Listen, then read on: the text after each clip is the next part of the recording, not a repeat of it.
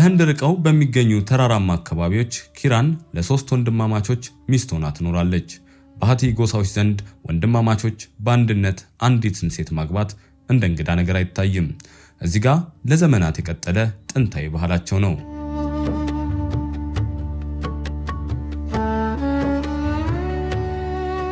አንድ ሰው አስተሳሰቡ የቆሸሸ ከሆነ በእርግጥም መጥፎ ነገር ይናገራል። ይህ የኛ ባህል ሆኖ ሳለ በበጎ ዓይን ማየት ካልቻላችሁ ቢያንስ መጥፎ ነገር አትናገሩ። ከህንድ ዋና ከተማ ርቆ በሂማሊያ ተራሮች ግርጌ አብዛኛው ሰው አይቶት የማያውቀው የኑሮ ዘይቤ አለ። ሴቶች ብዙ ወንድማማቾችን ማግባት ነውር ባልሆነባቸው በእነዚህ ተራራማ መንደሮች ውስጥ መጓዝ ግን ቀላል አይደለም። ጠባብ የተራራ መንገዶችና በማንኛውም ሰዓት ሊከሰት የሚችል የመሬት መንሸራተት አደጋ ሊያጋጥማችሁ ይችላል። ከ6 ሰዓት የአውቶቡስ ጉዞ በኋላ በሰዎች የታጨቁ ታክሲዎች ወደ ተራራዎቹ ይዘዋችሁ ይዘልቃሉ። እንደ ልብ መመላለስ በማይቻልባቸው በእነዚህ ተራሮች መሃል ለመጓዝ የታክሲው በር ላይ መንጠልጠል ወይም ጣሪያው ላይ መውጣት ሊጠበቅባችሁ ይችላል። በመጨረሻም መንገዱ ሲያልቅ 3 ኪሎ ሜትር ያህል በጫካና ዳገተማ መንገዶች በእግር ተጉዛችሁ አስገራሚ ታሪኳን የምናስቃኛችሁ ኪራንን ታገኛላችሁ።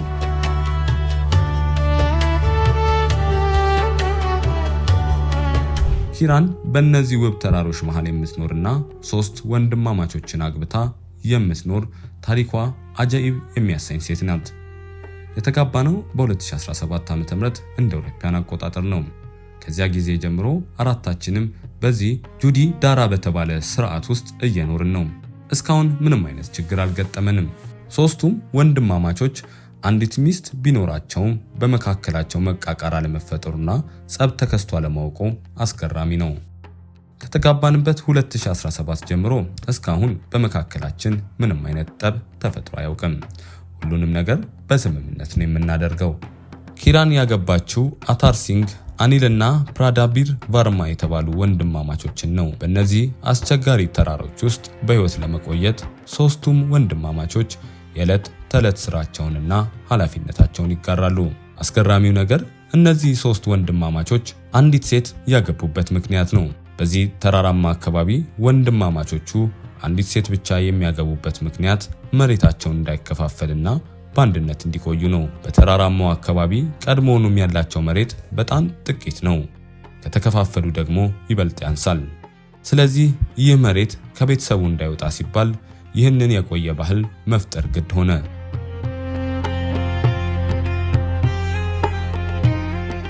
እዚህ መንደር ውስጥ ከአንድ በላይ ባል ያገባቸው ኪራን ብቻ አይደለችም። ሌሎች በርካታ ሴቶችም በተመሳሳይ ሁኔታ ይኖራሉ። ይህቺ ሴት ራቲና ዴቪ ትባላለች። ከ35 ዓመት በፊት ነበር ወደ ሺላይ መንደር ሙሽራ ሆና የመጣችው።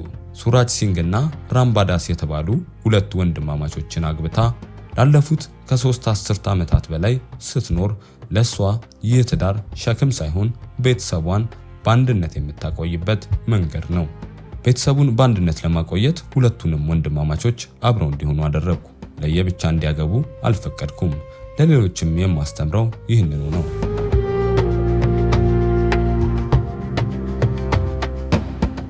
የዚህ ግንኙነት ስር በጣም የጠለቀ ነው። በሂማቻል ግሪፓር ግዛት ውስጥ የሚኖሩ የሃቲ ማህበረሰብ ይህንን ባህል ለዘመናት ሲከተሉ ቆይተዋል። በተራራማው ሂማሊያ ስር በሚኖሩት እነዚህ ባለልዩ ባህል ማህበረሰቦች ዘንድ ይህ አይነቱ ግንኙነት ጁዲዳሪ ይባላል። ጋብቻውንም የሚወስነው ቤተሰብ ነው። በዓለም ካሉ ግዙፍ ሀገራት መካከል አንዷ በሆነችውና ከ1.4 ቢሊዮን በላይ ህዝብ ባለቤቷ ህንድ ውስጥ ለእንደዚህ አይነቱ ትዳር የሴቷ ፍቃድ እንደ አስፈላጊ ነገር ይታያል ወይ የሚለው ነው። በተራራ ከተከበቡት እነዚህ መኖሪያዎች ውስጥ ይህ በሲርማሙር ወረዳ የሚገኘው የማሽዋር መንደር ነው። እዚህ ዛሬም ድረስ ብዙ ቤተሰቦች የብዙ ባልነት ስርዓት ይከተላሉ። እነዚህ ግንኙነቶች በዕለት ተዕለት ህይወት ውስጥ እንዴት እንደሚሰሩ ስትመለከቱ ግን ትገረማላችሁ። ለመሆኑ ይህ ባህል ለምንና እንዴት ተጀመረ? በእንደዚህ አይነት ጋብቻ ውስጥ የሴቷ ሚና ምንድን ነው?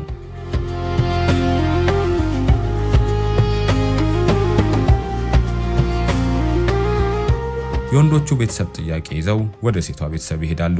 ከዚያም ሴቷ 2 ወንድማማቾችን ለማግባት ፍቃደኛ መሆኗን ወይም አለመሆኗን ትጠየቃለች። እሷ ከተስማማች ብቻ ጋብቻው ይፈጸማል። ሁሉም ነገር የሚሆነው በሁሉም ሰው ምርጫ ነው። ከወላጆችም ሆነ ከማንም ግፊት አይኖርም። ይህ ባህል ለዘመናት ቀጥሏል።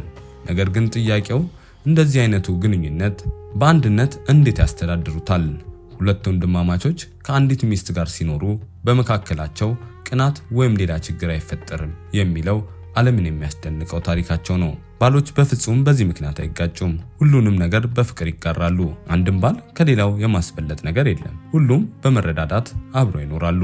በዚህ እንግዳ በሆነ የትዳር ባህል ውስጥ ሌላው አስገራሚ ነገር ባሎች ትዳር ቢይዙም እንኳን ከቤታቸው ርቀው መኖር እንዲቀበሉ መቻላቸው ነው። በዚህ አካባቢ ወንዶች በተለምዶ ሴቶች ይሰራቸዋል ተብለው የሚታሰቡ ስራዎችን ሁሉ ይሰራሉ። አንደኛው ባል ከሚስትየው ጋር በቤት ውስጥ ሲኖር፣ ሌላኛው ደግሞ ለሌላ ስራ እርቆ ሊሄድ ይችላል። ለመሆኑ ስራው እንዴት ይከፋፈላል? አንዱ ባል ቤት ውስጥ ሲኖር፣ ሌላኛው እርቆ ለሌላ ስራ እንዲሄድ የሚደረገውስ በምን መስፈርት ነው? በዚህ ጎሳ ባህል መሰረት አንዲት ሴት የሚያገቡት ወንድማማቾች አብረው መቆየት አለባቸው ማለት አይደለም። አንድ ቤተሰብ 6 ወንድማማቾች ካሉት ሚስቶቻቸውም ከነርሱ ጋር አብረው ይኖራሉ። ሁሉም ስራውን ይጋራል። 2 ባሎች ካሉ አንደኛው ቤት ይውላል፣ ሁለተኛው ደግሞ ወደ ውጭ ወጥቶ ይሰራል። ወደ ውጭ የሚወጣውም የወንድሙን ልጆች በሙሉ ይዞ ይሄዳል እና እዚያ ያስተምራቸዋል። ሁሉንም የወንድማማቾች ልጆች በአንድነት ያስተምራሉ። አንደኛው ባል ለልጆቹ ትምህርት ሲል ይወጣል፣ ሌላኛው ደግሞ ቤት ቀርቶ ይሰራል። ሁሉም በአንድነት ይኖራሉ። ይህ በህንድ ሂማላያ ራቅ ብሎ የሚገኝ አካባቢ ነው። እዚህ ያሉት አብዛኞቹ ሰዎች የሃቲ ጎሳዎች አባላት ሲሆኑ ደመቅ ያለ የጭፈራ ባህላቸውን ሰብሰብ ብለው ያከብራሉ። እነዚህ ሰዎች ይህንን ባህል ለዘመናት በራሳቸው መንገድ መረዳዳት ሲከተሉት ኖረዋል። ይህ መረዳዳትም በአንድነት አቆይቷቸዋል። አሁን ግን ጊዜው እየተለወጠ ነው። ልጆቻቸው ለትምህርት ወደ ከተማ ይሄዳሉ። በእንደዚህ አይነት እንግዳ ባህል ውስጥ ያደጉት እነዚህ ልጆች ለትምህርት ወደ ከተማ ሲሄዱ ይህንን ባህላቸውን ማስረዳት ለሰሚ ግራ ይሆንባቸዋል። ምናልባትም ከሌላ ዓለም እንደመጣ ፍጡር የሚያያቸው አልጠፋም። ልጆቹ ከዚህ አካባቢ ተነስተው ራቅ ወዳለ ከተማ ለትምህርት ይሄዳሉ። በዚያ አዲስ ባህል፣ አዳዲስ ሰዎችና አዳዲስ ልምዶች ይጋፈጣሉ። በዚህ ጊዜ ታዲያ ፈተና ይገጥማቸዋል። የውጭው ዓለም ስለዚሁ ባህል ሲሰማ ሰዎች አስተያየት መስጠት ይጀምራሉ። አንዳንዶችም 2 አባትና 1 እናት አሏቸው በማለት ይገረማሉ።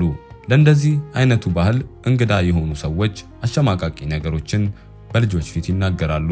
ልጆቹም ይህንን ስድብ ደጋግሞ ይሰሙታል። ነገር ግን እያንዳንዱ ሰው የራሱ አስተሳሰብ አለው የሚሉት እነዚህ ድንቅ ህዝቦች ሌሎች ለሚናገሩት ነገር ትልቅ ቦታ ለመስጠትን ተምረናል። ባህላችንን እናውቃለን፣ በራሳችን መረዳዳትም አብረን እንቆማለን የሚል ጽኑ አቋም አላቸው።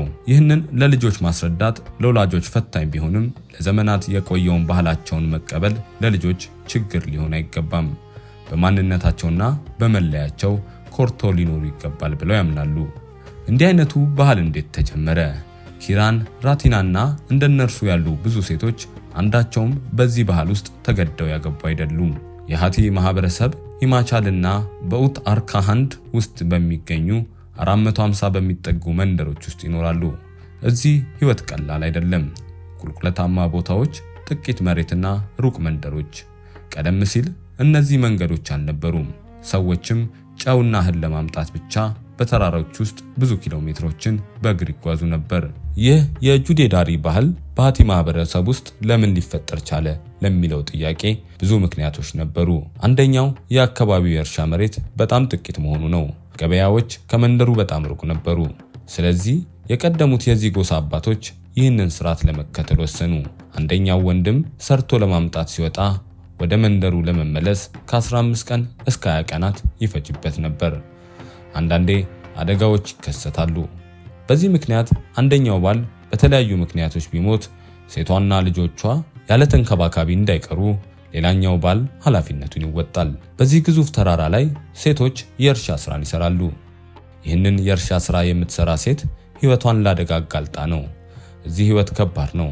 እናም ይህ የብዙ ባልነት ባህል በአንዳንድ ኢኮኖሚያዊ ምክንያቶች እነዚህ ማህበረሰቦች ለዘመናት ሲከተሉት እንዲቆዩ አድርጓቸዋል። ምክንያቱም በአንድነት ሲሆኑ በደንብ ማግኘትና ህይወታቸውን በሚገባ መምራት ይችላሉ። በእነዚህ አስቸጋሪ ሁኔታዎች ምክንያት አንድ ያልተለመደ ስርዓት ተወለደ። የጁዴዳሪ ባህል አንዲት ሚስትና ብዙ ወንድማማች ባሎች በአንድ ቤት የሚኖሩበት። ይህ ባህል የወንዶቹ መሬት እንዳይከፋፈል አድርጓል። ቤተሰቦቹም በእነዚህ ተራሮች ውስጥ ባለው ስርዓት ሕይወታቸውን እንዲያቆዩ ረድቷቸዋል። ሌሎች ይህንን ባህል ሲሰሙ መጥፎ አስተያየት ቢሰጡም የዚህ ማህበረሰብ አባላት ይህ የኛ ባህል ሆኖ ሳለ በበጎ ዓይን ማየት ካልቻላችሁ ቢያንስ መጥፎ ነገር አትናገሩ ከማለት ያለፈ ምላሽ መስጠት ተገቢ አይደለም ይላሉ። በህንድ ሂማሊያ ተራሮች ተከበው የሚኖሩት የሃቲ ጎሳዎች በእነዚህ ገለልተኛ ተራሮች ውስጥ ለመኖር ሲሉ ይህንን አስደናቂ ባህላቸውን ቀርጸዋል። አሁን ልማት ወደ እነዚህ ተራሮች እየደረሰ ነው። መንገዶች፣ ስልኮችና አዳዲስ ምርጫዎች በእነዚህ የስልጣኔ መስፋፋቶች ምክንያት ይህ ባህል ይቀጥል ወይም ይጥፋ እርግጠኛ መሆን አይቻልም።